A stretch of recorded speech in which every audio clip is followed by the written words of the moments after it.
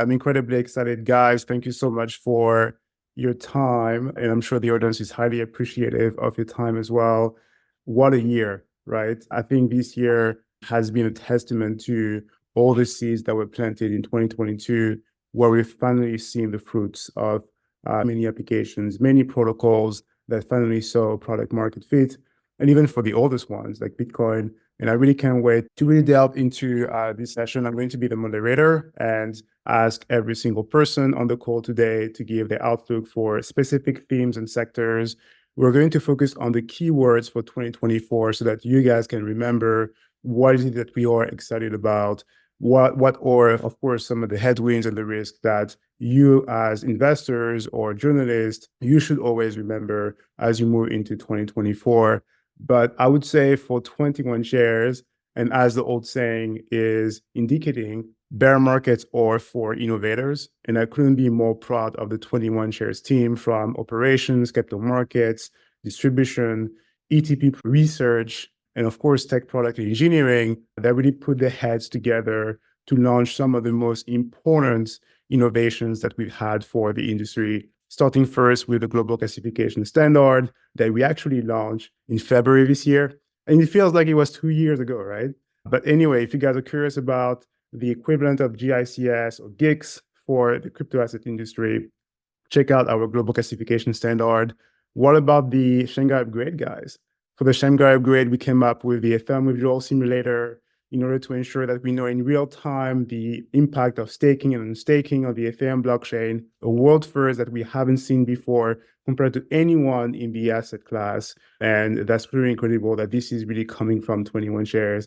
And of course, all these client discussions and roadshows, etc. I couldn't be more proud of the 21 shares team. It's been an incredible year. And without further ado, we're going to get started. Of course, first with the largest crypto assets. So with Adrian, tell us, what is the keyword of 2023 for Bitcoin and what is the keyword of 2024 for Bitcoin and why?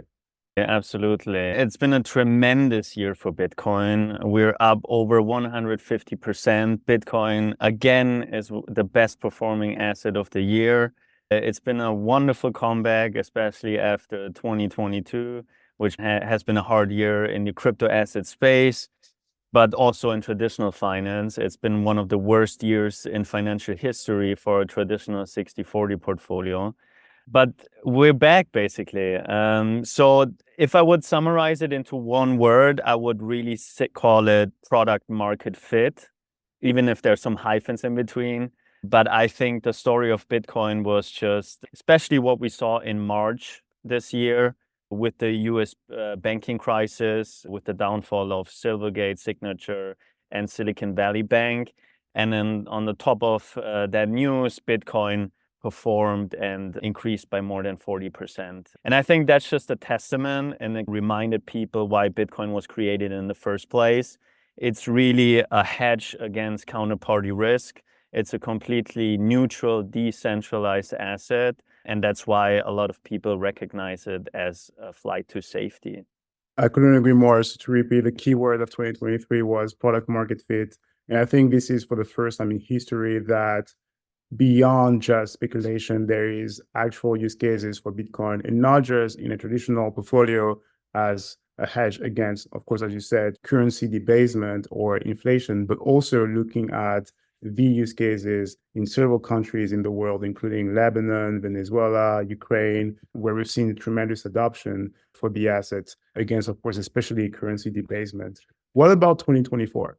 2024, there's a high probability that the stars are aligned. I think there's a lot of good catalysts for next year.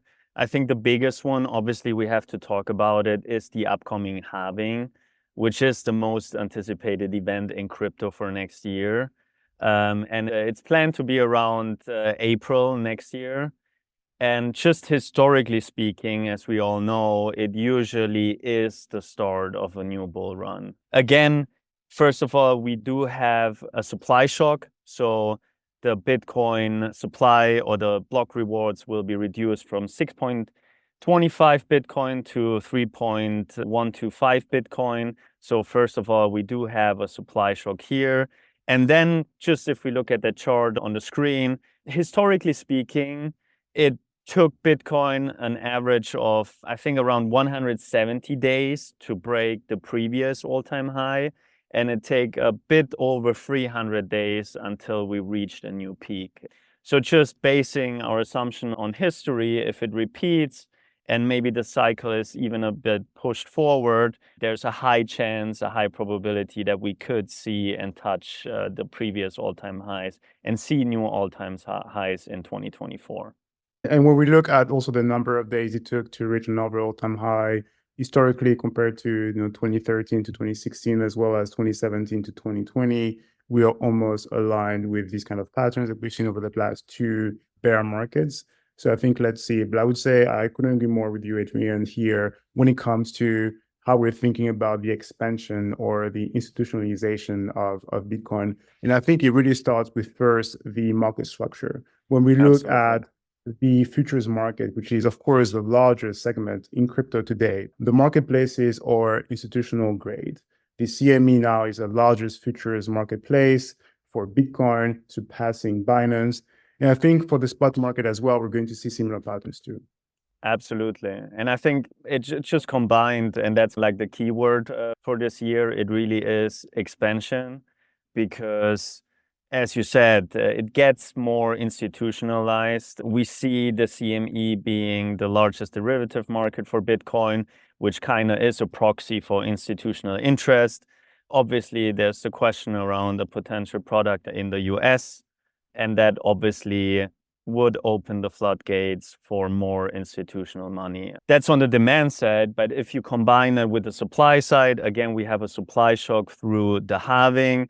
And then just looking on chain and some of the more crypto native listeners, I'm sure you seen that chart, which is basically looking at long-term holders and just looking at wallets that have moved their Bitcoin for the last 1 year. It's over 70%. So we do have a lot of illiquid supply, combining that with increased demand. And then in the end, it's basic economics. Absolutely. And I think, interestingly as well, another metric that we always need to remember from 2023 is the Bitcoin dominance, Bitcoin reaching 50% of the entire asset class, showing again a flight to quality, a flight to safety, a flight to the Lindy effect, so the largest and the longest and the most mature crypto assets.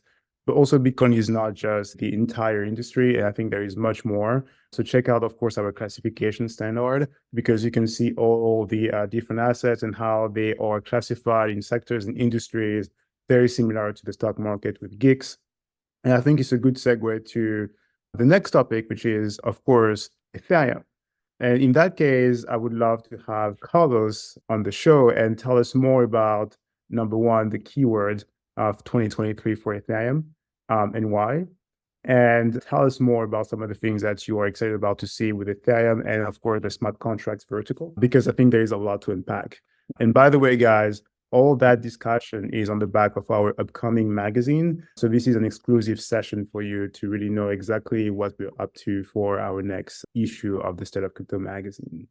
Carlos, Yeah. without review, go ahead. Thank you, Eli. I think the key word for Ethereum was scalability and liquidity. We saw that Ethereum has consolidated on the smart contract landscape with over 75% of the market share for the total value locked. And now Ethereum is moving towards a modular future, shifting its execution to layer 2s, which now process over 70% of the transactions on Ethereum. So solutions like Polygon, like ZK Sync, like Arbitrum, like Optimism have really helped Ethereum scale and provide more throughput for users so that it can be more affordable and more accessible. That's the key for Ethereum. I think that we saw many alternative L1s or smart contract platforms pivot and consolidate, shifting its roadmap to Ethereum L2, such as Cello, Canto, or Phantom. But I think for me, the star of 2023 wasn't really Ethereum, to be honest. For me, the star of 2023 was Solana. And I would name it as the keyword, I will name it as the resurrection. I think a lot of people thought Solana was dead at the end of last year. Solana went through some chain issues in 2021 and 2022, experiencing some outages. Then when FTX collapsed, I think Solana experienced an existential threat. It was its biggest test to date. And I think that the community rose up to the occasion. It's clear that Solana has retained a loyal developer community and loyal users as well that are committed to its long-term success. You have seen this year applications that are not possible on Ethereum, that are very innovative and that users absolutely love, launch on Solana, such as 𝕋𝕠𝕕𝕖, which is a liquid staking solution that captures MEV. You have seen HiveMapper, which is a decentralized map covering over 1,000 regions around the world. You have seen Tensor, which is an NFT marketplace. And I could go on and on naming innovating applications that have gone on top of Solana. And so I think that for the next year, I think that my keyword would be, and I know not everyone will agree here, but the flippening, because I think that Solana has a real shot at becoming the biggest ecosystem in crypto. But I would love to hear your guys' thoughts because I know Adrian is laughing. And so that's a bold statement. And I think that's interesting because that's the beauty of that team and the audience that we have here is a diversity of thoughts. And we're here to challenge our thoughts and theses to really come up with a simplified way to educate the audience and bring people into the crypto space. Tell us more about some of the stories with Solana, more concretely for the audience. What are the things that they can relate to with Solana? We always discuss that these smart contract platforms are like the app stores, the same way you have a device and you can download an application. And then we talk about all these things like scalability solutions and layer twos. And I think the best analogies for these technologies or how we moved away from dial-up to bandwidth with the internet from 5 minutes long to load pages to now a few seconds or even milliseconds, or moving on from 2G to 3G or from 3G to 4G or 5G today. These are I would say, the leapfrog innovation for scaling solution. But tell us more about some of the stories that people can relate to. I know that there was the Solana phone in order to basically onboard people and leverage the new device, competing against Apple, Samsung, Xiaomi, etc., and other phone manufacturers and providers. But tell us more about some of these concrete stories and use cases that we can relate to with actually some of these smart contract platforms. Yeah, absolutely. I think a good analogy would be Ethereum is Android, and then Solana is like Apple with a more integrated approach. It offers some parallel speed and lower transaction fees. And for some of the things that people can relate, when you can send money to a loved one abroad right now, for instance, if you do it via traditional channels, let's say the global average cost of sending a $200 remittance is I believe, around 6%. With Solana, that takes around literally less than 1 second to settle, so 400 milliseconds, and the transaction fee is less than 1 cent.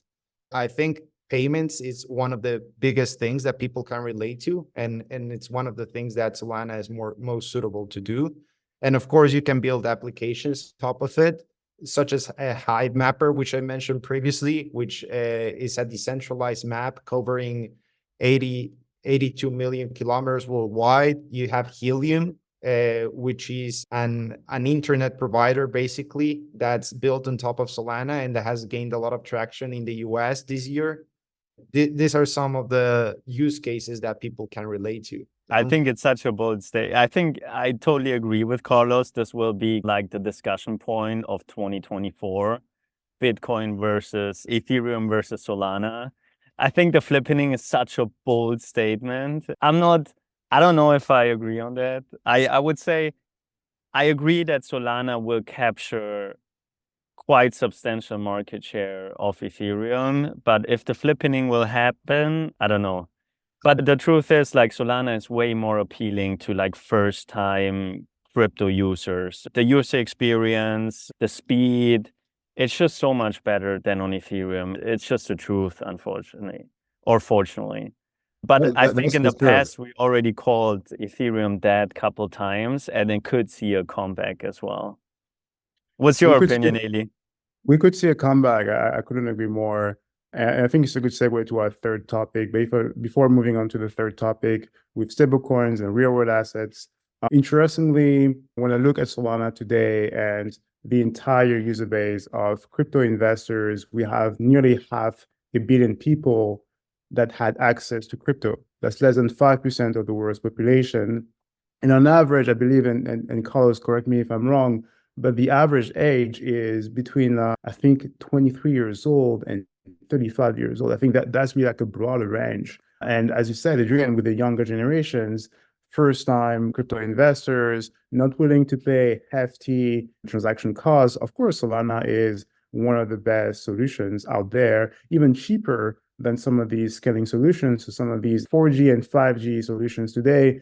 But again, when you look at the Moore's law, which essentially measures the computing power of devices and how devices down the line become cheaper and more efficient, I think we're going to see the same pattern and law of physics for layer 2s as well, where essentially, or even Ethereum or Solana, where essentially they're going to become more and more effective, but also most importantly cheaper than they are today as the technology improves and as, of course, the cost to produce these blockchains goes down to zero or near zero. So I think this is really early at the moment. We're still at the innovator phase, especially for the scaling solutions and the alternative L1s. But I would definitely agree with Carlos that this year, and we mentioned that actually in the last analyst call that we had last year at the same time, right? We said that Solana is experiencing its Ethereum moment back in 2018, where Ethereum was oversold after the ICO bubble.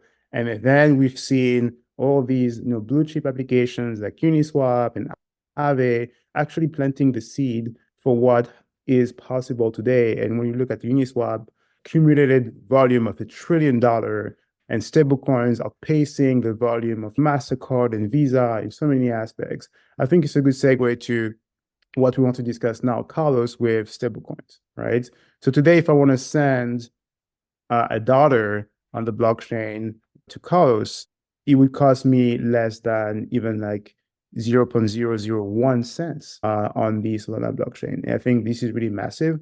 But Carlos, what is the keyword of stablecoins in 2023? I think stablecoins were battle tested in 2023. They experienced some stress, especially in March when the Silicon Valley Bank collapsed, as Adrian mentioned. We saw USDC, DAI, and other stablecoins trade below its peg momentarily, but they were resilient and they managed to get back to it. And I think like for 2024, we have an amazing chart. But hang on a second. Why battle tested? I think you have to give the context to the investors, right? I think everyone remember the banking crisis. So tell us more why battle tested. What happened with the banking crisis? When the banking crisis occurred, Circle had a portion of the reserves stuck in Silicon Valley Bank. So there was fear by the market that the collateral backing USDC was basically a portion of it was gone. And so that it was under collateralized. And so when the Fed stepped in and they basically saved Silicon Valley Bank and its depositors, what happened was that the market realized that the fears were misplaced and USDC traded again to the $1 peg. But again, even if Silicon Valley Bank had collapsed, the amount of the reserves that were stocked there were not extremely significant for Circle. And I believe that they would have managed to maintain the peg nevertheless, yeah. This is a good segue to 2024. What are you expecting and anticipating for 2024? Carlos is the master of bold statements. Watch this space. I think I'm expecting net capital inflows into the space. And yeah, I think we should show that amazing chart. I just love this chart. I've showed it to everyone in the research team. I'm so proud. He's the brain behind this incredible chart. So what are you seeing? And the designer. And the designer as well. Of course. Yeah. How can I forget that? So this chart shows the 30-day change in the fiat-backed stablecoin supply. And you can see here that for the past 18 months, so around from April 2022, we've seen net outflows in the ecosystem. So money going out of crypto. And right now, as of October, we started seeing inflows finally. And from October to December, we have seen over $3 billion in inflows in terms of fiat-backed stablecoins. And if we look back at the history, we see that during March 2020, the growth of fiat-backed stablecoins was a good proxy for waves of capital, basically entering the crypto ecosystem after unprecedented levels of fiscal and monetary stimulus. And now we're finally starting to see some of that come back. And so I believe that next year, this could be a leading indicator of liquidity going back into the ecosystem. And that's a net positive for crypto assets, obviously. What do you think, guys? Couldn't agree more. I absolutely love this chart. And Tether has been printing over the last couple of weeks. And as you said, it's just an injection of liquidity into the market, and usually a proxy that there's more interest for crypto assets, and especially the long tail as well. Yeah, for sure. Adrian, maybe you can tell us more about the meme that we absolutely love about Tether. No, it's just fascinating because there's a bit this, I don't know, gray cloud around Tether. We never really knew about their backings and their weird reserve statement, which is made in like a simple Excel, which looks like from an intern. But in the end, USDT never had any problems. So we said, and the meme is that USDT or Tether is really the Chad in the room. Basically, it doesn't care what's going on in the market. It's just holding the pack. Absolutely. I think also something else to add is that stablecoins have really demonstrated their value proposition. We're seeing a lot of TradFi companies now, TradFi companies and banks actually venturing into the stablecoin arena. We saw PayPal launch PYUSD. We saw some of the European banks launch their own euro-denominated stablecoins, which is in one way, it's a lucrative business model, of course, to leverage the high interest rate regime. But it also does really improve on some of the inefficiencies that we are all very familiar with when we look at the infrastructure of the traditional payment railways. So I think, yeah, with the acceptance and its value proposition becoming clearer and clearer, yeah, I think the space will not stop anytime soon. Let me ask another flipping question. Do you think USDC will take over USDT? I think it's hard to tell, but I think there needs to be a seriously concerning event that happens in terms of redemptions, in terms of the company failing to meet redemptions, which would give the idea that maybe Tether is not as robust as they claim. But other than that, I don't see really a reason in the short term, at least, for people to go down that venue. What do you think, Carlos or Eli or Lee? I think if the US market gets big enough, USDC can surpass Tether, because for me, the way I see it, USDC is more the US market, a good proxy for it. And then USDT is more like on the foreign side. So I think that if the US market gets big enough and USDC and Circle gets enough traction, then they can have a real shot. I would actually add to this because you know how Coinbase, they've launched Base, their own scaling solution a few months ago. Base will arguably be the access point to permissioned DeFi. And I don't want to steal the spotlight because this is what I will talk about next. But essentially, it's a way to have a more compliant DeFi version of what we have right now. And essentially, because Coinbase is working very closely with Circle, they even have a stake in the company itself. I think some of the new regulated products that happen on chain, they will be completely reliant on USDC, and that might give it the boost that it needs. But I doubt that this will happen within the next year. But there's definitely a more clearer path for USD's dominance to grow over the next 2 to 3 years. It's going to be interesting as well when you look at the venues where USDC is available or the venues where Tether is traded. And I think the incredible thing that we've seen in the banking crisis earlier this year in March is how DeFi has become the de facto way to measure market sentiment for stablecoin. And we have an incredible dashboard that, of course, several journals used for explaining what's happening behind the scenes with some of these stablecoins on the blockchain. And Curve, one of the largest marketplaces for spot stablecoins, is the best indicator for market sentiment. Today, when we look at whether there is short selling for specific crypto assets, including stablecoins like USDC or Tether, actually Curve is the first inline product that you would look at to understand what would be the selling pressure on other venues like centralized exchanges, OTC desks, etc. Because of course, these assets trade 24/7, and usually DeFi, what happened, especially in 2022, is that the infrastructure never failed the end consumers. They never commingle the funds, etc. And very similar to, of course, the exchange-traded product structure that is really ring-fenced away in that case for the assets and having heightened investor protection.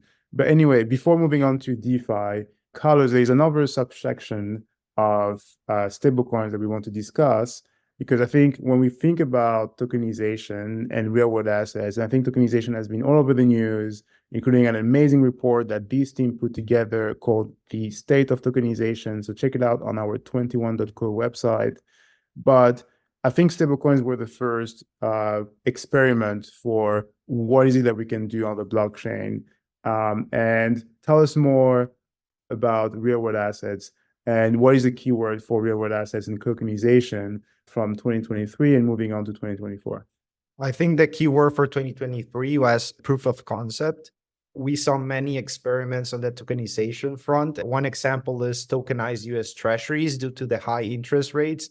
A lot of teams tokenize US treasuries to give access to these high yields within DeFi.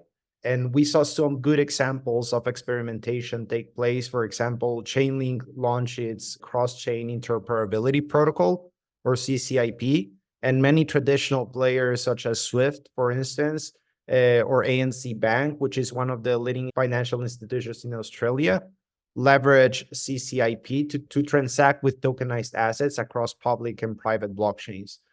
And so I think that 2023 was overall an experimental stage, so a proof of concept, if you will. And then moving on into 2024, I think what you could expect is more production-wise. So moving things into production and actually scaling it. And I think that you would have some challenges to achieve that, namely cross-chain communication. Because right now, one of the main problems that we see is that liquidity is fragmented across different ecosystems, especially if these real-world assets are launched in private blockchains, then they are fragmented from other ecosystems. I think that's a big challenge that they need to solve. And the other one, I think it's basically token standards or standardization and KYC tooling to enabling tokenization in a compliant manner. What do you think, Ellie? I couldn't agree more. And I think Barack Obama would say, you just dropped the mic, my friend. So I think this is a good segue to now Kareem discussing DeFi. So keywords for DeFi in 2023 and moving on to 2024, what are your expectations? Yeah, absolutely. So I think if we were to sum it up in two simple words, I think it would be adaptability and resilience on two fronts, really. On the first front, as we've already hinted on, there was the collapse of many centralized institutions within the crypto space in late 2022, as we're all quite aware of, including FTX. So there was always this fear that people will just leave crypto. But what people did not realize is that the railways of DeFi was actually the reason for why it was built in the first place. The collapse of FTX, it made people embrace the migration to non-custodial and decentralized infrastructure. So when we think of DeFi, what does that include? It would include exchanges. It would include lending protocols, money market protocols. So all of those protocols were different types of applications. They continued working. They never stopped. They were always able to honor redemptions. They never held custody of users' funds. And they operated as just another business, as just another day in the office, if you would to put it in simple terms. The other front was the fact that because the central banks around the world, they were trying to tame inflation. That, of course, meant that there was a surge in interest rates in order to try to tame the economy to a certain extent, which obviously meant that DeFi couldn't really offer a lucrative yield that would incentivize people to move away from the risk-off yield that we see in like the US Treasury yield, for instance. So we didn't really have that. So what was really quite fascinating about DeFi is that, first of all, we saw some applications like MakerDAO. MakerDAO, they started integrating real-world assets, the example that Carlos was just talking about. They started investing in US treasuries, and it actually made them so resilient to the point that the revenue that they were accruing just almost, I think, a month ago, it reflects the same type of revenue that they had at the peak of the bull market. And bear in mind that we have less than 20% of the on-chain activity that we saw in 2021. So that was really impressive. But then we also saw more types of just outside of lending, more collateralized debt obligations, stable coins that are investing in US treasuries in order to make their yield a little bit more attractive. So it's always this flexibility that makes DeFi resilient. So in terms of 24, and sorry if I stole your moderating position, Ellie, I would say it's composability and compliance. So far, DeFi was known to a certain extent about its Western world type of mania. That's not really the way to go anymore, and we all know that. But there are certain steps and actions that are being implemented to make sure that this happens. Right now, as we all know, there's KYC in the traditional world. Now we have know your transactions, the equivalent of it. Rather than having the same type of standards, token standards that we've always had in crypto, we now have more permission, if you may. Things that include knowing if the address that is receiving a certain token is authorized and is verified to receive that type of token, blacklisting and whitelisting who can receive those tokens, and so on. But then we also have, because DeFi has established its underlying layer, even though DeFi lost a lot of AUM from 2021, but the infrastructure kept chugging along. So on the back of that, we started seeing more innovative applications, things like liquid staking solutions. So to put it in simple terms, that's the equivalent of an IOU in TradFi, which is essentially a receipt-like type of a token that guarantees that you're earning your staking yield, but then your capital is not locked away. You still have access to the capital, and you're able to use it across DeFi, essentially meaning that you can use it for lending, you can use it as a collateral to do a wide variety of other things. And liquid staking solutions, it became super prominent last year because Ethereum had just enabled staking and the ability to withdraw your stake. Obviously, we saw more than, I think, 350% growth in terms of the market cap of liquid staking solutions. But now that it has established its value proposition, we expect to see more layer one networks or smart contract platforms like Cosmos, like Solana. Solana, we're already seeing this, as Carlos has already mentioned, Jito, one of the liquid staking solutions there.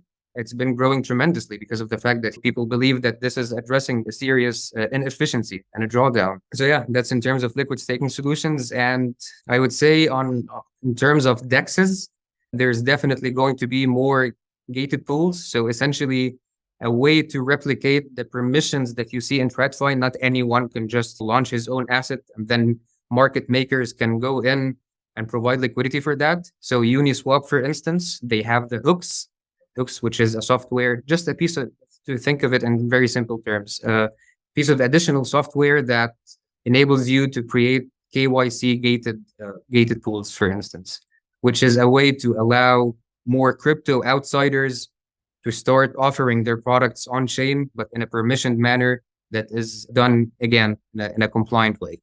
And it's definitely going to be an exciting year for DeFi, without a doubt.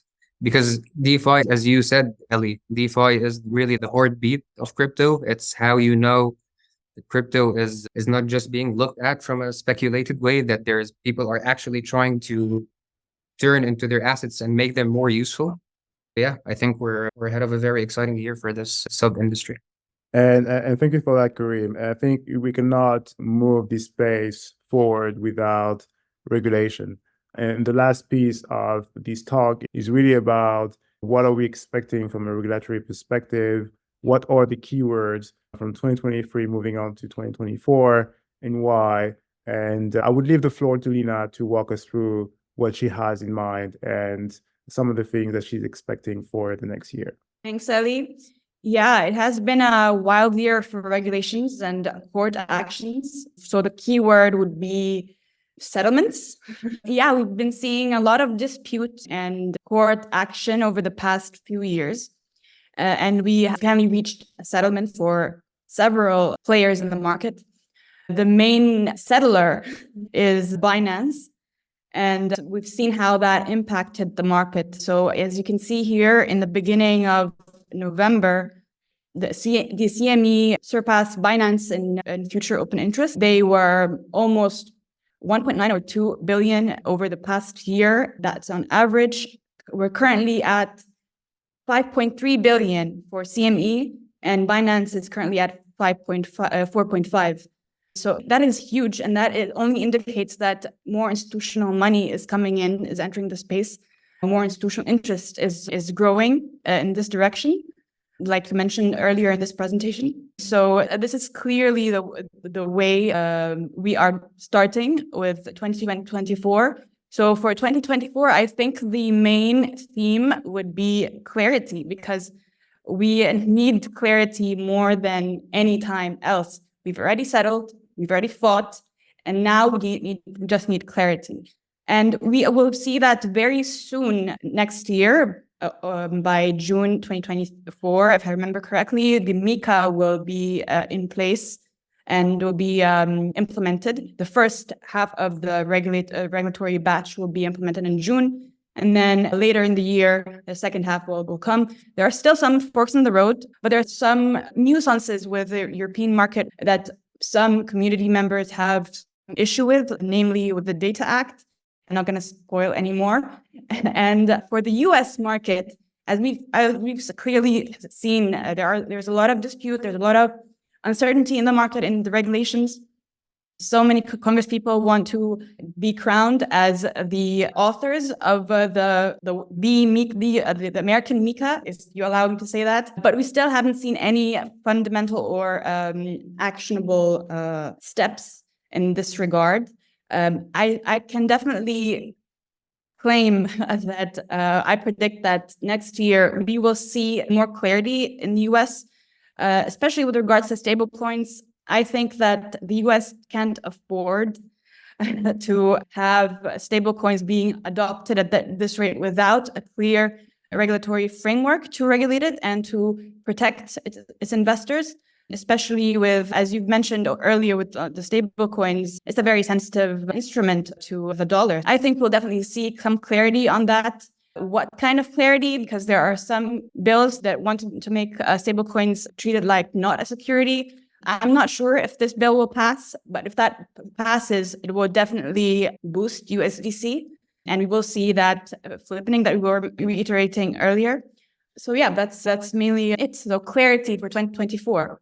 I love it. I love it a lot. Thank you so much, Lina. I think this is a great segue to some of the questions that we have from the audience. And of course, feel free to drop your questions as well as others did. Let's take it away.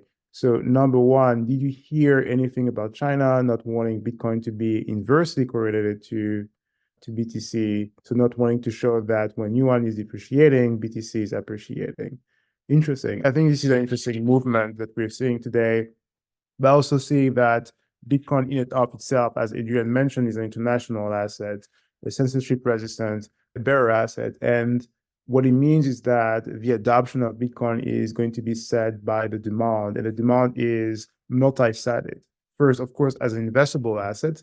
And I think it's a good segue as well for the second question, which is what about the ecosystem of DeFi on Bitcoin? And we're seeing the early innings of multiple applications, very similar to what we see on Ethereum being built on top of Bitcoin, the world's largest crypto assets network. And what we're seeing today is that there is a lot of developments to make Bitcoin more usable, to basically have Bitcoin becoming of a tech play rather than just a store of value strategy in your diversified portfolio amongst alternative assets. And I cannot speak on behalf of China, of course, but I think what we're going to see is that Bitcoin is moving along despite the fact that we have one of the largest economies in the world that completely shut down the access to Bitcoin mining and Bitcoin trading. And of course, the mining industry moved away from China to the US market right off the bat from May 2021. And it shows again that this is a movable asset from the infrastructure with mining, but also from the technology itself that is internet native, broadly accessible, easily divisible, easily stored as well in the USB key or a digital vault. And these are the things that are super exciting about Bitcoin and how Bitcoin, in a heightened geopolitical landscape, there is a desperate need for an international and neutral asset. And the best case today, from what we've seen in 2023, is definitely Bitcoin. For that first question in regards to that chart, I read something. It was not real news. I'm not sure if it was China or North Korea, but I remember that the headline was basically, it's not allowed to show the Bitcoin chart in its normal way. They have to flip it upside down so people don't get FOMO and they think the national currency appreciates against Bitcoin. But I don't know if that's really true, to be honest. Yeah, exactly. And I think for the DeFi ecosystem of Bitcoin, this is really exciting. But I would say that what we're seeing today on Bitcoin is very similar to what we've seen on Ethereum in late 2015, early 20. So these are the early innings. Most of them are copycats of what we see on Ethereum. And that's normal. When we have a benchmark, people want to replicate the benchmark and then down the line, try to outperform the benchmark. So that's exciting. One of the key protocols building on top of Bitcoin to make Bitcoin more scalable and accessible and effective is called Stacks, STACKS. But of course, this is not financial advice. 21 shares and the members and employees would never give you financial advice. But we are seeing, of course, several developments on that side. And that's truly exciting. And it shows again that investors need to be nimble when it comes to asset allocation and the investment case for Bitcoin. And of course, our wonderful research team put together several primers, specifically on Bitcoin and how Bitcoin is evolving amongst that geopolitical landscape that we're seeing today, as well as the software developments that are quite frankly unprecedented and that we haven't seen before, which of course creates a community divide where some of these early developers and adopters of Bitcoin are quite against the evolution of Bitcoin beyond just a store of value or an emerging store of value. And then you have the newcomers and new developers or the more innovative people really trying or to... the miners. Yeah, exactly. If Bitcoin could become a lot more than just a payment network and a store of value asset. So we got a question on technical analysis. This is from the audience. Nobody talked about technical analysis. For example, Bitcoin, can someone quickly make predictions and estimate for Bitcoin in 2024 levels? So we don't make price predictions, but in the section where we spend time with Adrian to discuss some of these historical patterns with the effect of the halving, we can go through this again. Maybe, Adrian, you want to walk the audience through the effects of the halving and what does it mean for the price of Bitcoin? Now, again, obviously it is a supply shock because the block rewards are cut in half. And just looking historically, again, it takes around 170 days until we reach the previous all-time high. In terms of technicals, obviously, we do still have some resistance along the line, which is around 47, 48K. And then obviously all the way up to the previous all-time high. That's what I would consider the biggest resistance lines. And I think what's really interesting as well, unfortunately, we don't have the chart here, but it's basically looking, historically speaking, how far the price converges from the 200-day moving average, which kind of shows that we still have significant upside just based on that indicator. Yeah, for sure. And I think as we discussed several times together, Adrian, narrative or driving price action to levels that people don't even expect. But also we have these positive black swan events where essentially, for example, no one was expecting a banking crisis moving on to 2023 from 2022. And then Bitcoin jumped from less than $20,000 to well over $25,000 right off the bat. So I think there is also some of these events that are yet to be expected that may also positively impact and strengthen the case for Bitcoin moving on to 2024. And that's why us as humans, we always have this availability bias to look at what happened in the past and think this is going to happen as well in the future. But again, a past performance is not always indicative of future results in both ways, positively or negatively. But we're quite excited from the developments that we're seeing today, for sure. I like the next comment, which basically says 400K Bitcoin for sure this cycle. Everyone's so conservative in their projections. I think going back to some of the frameworks that we like to use, of course, if Bitcoin reaches over the market cap of gold, which is basically the benchmark for how we think about the valuation from a relative basis with Bitcoin, that would be a price of $500,000, so close to $500,000 for just one Bitcoin if it goes to $11 trillion worth of the market cap of gold. But again, I think for us, Bitcoin is more efficient, more effective, more accessible, easily storable compared to gold, less mature, of course. And I think it's a great complement to gold in a diversified portfolio. But also at the same time, Bitcoin is way more than that, as we mentioned previously, with some of these applications built on top, which expands the total addressable market and the opportunity for the asset. Absolutely. I personally like that we don't see too many like crazy predictions, and we're sometimes, a lot of people are more conservative. I just have flashbacks to the last bull cycle where all the people were talking about the super cycle and Bitcoin 100K. And then in the end, the markets have that skill to humble people, and basically that's why it usually does exactly what most of the people don't expect. So let's see. I'd rather get under-promised than over-delivered. Yeah, for sure. Let's go through some of the last questions that we have. So if 21 were to expand its product offering to mid and micro caps, how would the token selection criteria change? And how would the company handle extreme cases? So for product developments and innovations, we're always having a customer-centric view on how we approach this, as well as looking at the fundamentals, the investment case, the technology, and the team behind all of these projects. From a fundamental perspective, nothing really changes for us. But after 5 years of launching this company, we've seen a lot of developments and events in the crypto asset industry, as well as in the broader macro environment, from like hacks, forks, to hash rate wars between Bitcoin Cash and Bitcoin SV, which are forks of Bitcoin, as well as, of course, the COVID-19 pandemic, upgrades that, of course, move along the industry to another level with the merge and the Shanghai upgrade.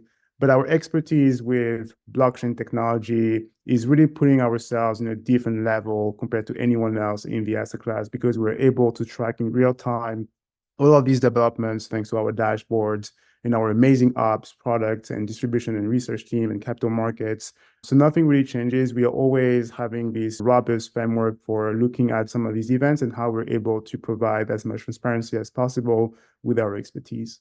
Great. The other one is not a question, it's a message. Thank you so much, Giacomo. This is a congratulations to everyone on this call. And I couldn't agree more with you, Giacomo. Thank you guys for the amazing work. Many of us in the crypto space or self-starters, while you are introducing a professional approach and frameworks for a flight to quality within the industry. Highly appreciate the kind words, Giacomo. Thank you for your inspiring webinar. Thank you very much, Felix. Notable partnerships between crypto firms or TradFi made in 2023 that you think could bear significant fruit in 2024? Any partnerships that you guys have in mind? I like what Circle announced a few days ago, that they are going to allow people to send USDC via WhatsApp, via email, via most of the social media or media platforms, really. Again, that really hits the nail on improving payment gateways. But it's not a direct partnership, but more so like an integration.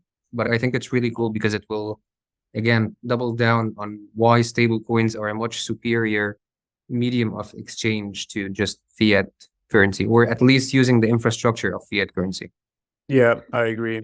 The other one is actually on the back of what you just mentioned. What are your thoughts on government-backed coins, CBDCs, so government currencies, for example, the digital euro? Do you believe they pose a threat to other stablecoins or the whole crypto space in general?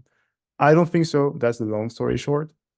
I think when we look at government money compared to private money, when we look at private banks against the Federal Reserve, they are coexisting with one another because there's an entire credit market that was created more than 500 years ago. And when we look at government-backed stablecoins, I think it will really depend on what kind of government philosophy is really moving on to the entire financial infrastructure. Probably in China, you would see a different movement and structure compared to the US, as democracy. So I think for China, for example, you would see more restrictions, more capital controls, and ensuring that, for example, there is no private issued stable coins, while in the US it's possible that they live with one another, but in a more consolidated way. But again, I think for us, we don't see that this is a clear threat at the moment, but I think it would be on a case-by-case basis, especially depending on the government philosophy and how they approach capital markets. Do you have any advice for those who would like to pursue a path similar to yours and join research teams focused on digital assets like yours, including education and certifications? Thank you very much. I really appreciate the message. We actually provide courses at universities. Adrian does that really well in Switzerland as well as Germany, myself in the US and France and the UK. Very happy to have a one-on-one conversation with you or with the rest of the team here to give you more color and, of course, resources to move into this space. But it comes down to passion, I would say. All of us do have slightly different backgrounds, and in the end, what the common denominator is just absolute passion for the industry. Yeah. Sometimes called unhealthy obsession. Giacomo, feel free to reach out to us via email, research@21shares.com, and we'll be very happy to take it offline. Another question, how much net new money in BTC should the market anticipate if ETF got approved by the SEC? This is really hard to tell, to be very honest with you. And given the fact that we have a current application, we don't comment on Bitcoin spot products. Do you see any price correlation between Bitcoin and gold? It's actually negative, I think, at the moment. I think it's minus 0.4 or something. I can recommend we have a Dune Analytics dashboard called the Bitcoin Key Metrics. Faster than anyone. And here we have a chart tracking the correlation between Bitcoin and gold as well. Yeah, it is negative, Adrian, as you said. Nice. Okay. It's negative 0.4. There's another question from Carlos, but not our Carlos, but someone else's Carlos. Question for Kareem specifically, in which countries can a person send monies using social media? All these countries served by Coinbase. Yes, so it's essentially because it relies on Coinbase wallet. It means that it is supported in 170 countries with 20 different languages. So it's essentially anywhere that Coinbase has an exchange with its subsidiaries that run the different offerings that enable this type of product. Yeah, that's essentially limited to those 170 countries. Doesn't sound very nice. Guys, I'm very cautious of time. We are well over the hour, but I really want to thank you so much for the hard work in 2023. Keep up the great work in 2024. And for the audience, stay tuned because you're going to see more of us, external guests as well, next year. But enjoy the rest of the year. We wish you guys a happy end of the year. And stay tuned for our next magazine on the Global Outlook that you just had a exclusive session with our wonderful research team and digital assets team. And feel free to reach out as well if you have any questions on the asset class. But moving onwards and upwards, guys. And Merry Christmas. Merry Christmas and Happy New Year. Adrian, Carlos, Kareem, Lina, thank you very much. Thank you. Dankeschön, gracias. Ciao, guys. Merci, bye-bye. Bye-bye.